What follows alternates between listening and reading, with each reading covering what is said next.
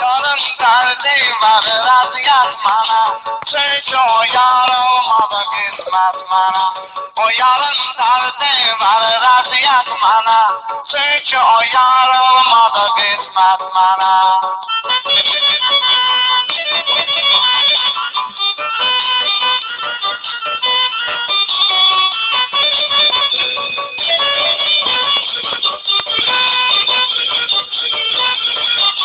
Süreci başımda beni səsləyirdi, meyxanadan şair səsləyirdi. Vaxtı ikən yar məni istəyirdi, indi baxır eyliyir nifrət mənə. İndi baxır eyliyir nifrət mənə. O yarın dərdi var razıyat mənə, çünki o yar olmadı qismət mənə.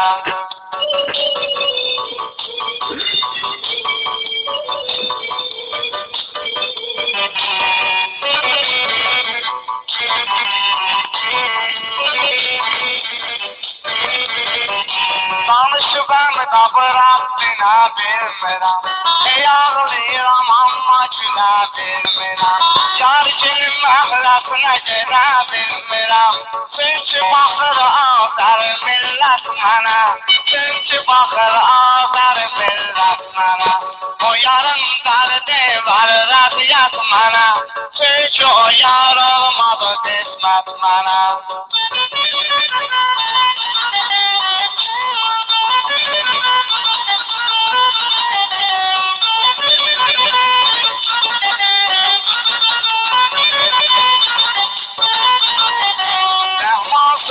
Saklıyıb dəftərində, romanımda, sana dikim əsərində, sana dikim el bayramlı şəhərində.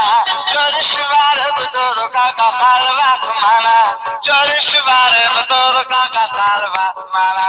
O yarın dərdi var razıyat mənə, çünki o yar olmadı qismət mənə.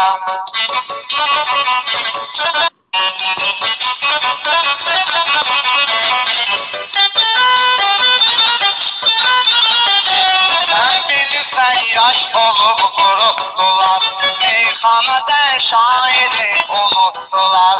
O gün polislerden beni tuttular, yardan öteri oldu cinayet mənə. Yardan öteri oldu cinayet mənə. O yarın derdi var razıyat mənə, çünkü o yar olmadı qismet mənə.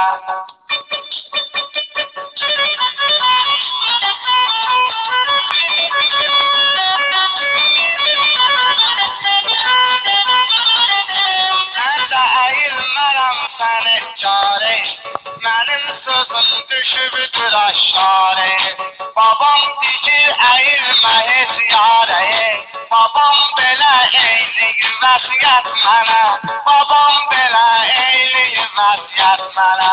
O yarın dərdi var razıyat mənə, çünki o yar olmadı qismət mənə.